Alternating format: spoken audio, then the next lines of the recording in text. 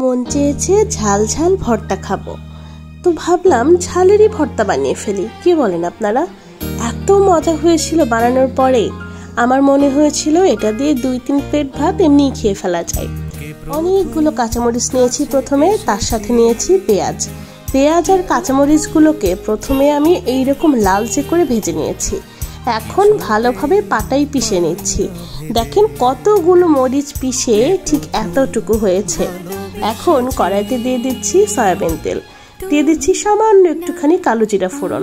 এরপর ওই পেঁয়াজ আর মরিচ ভাজাটা খুব ভালোভাবে আবারও ভেজে নিচ্ছি।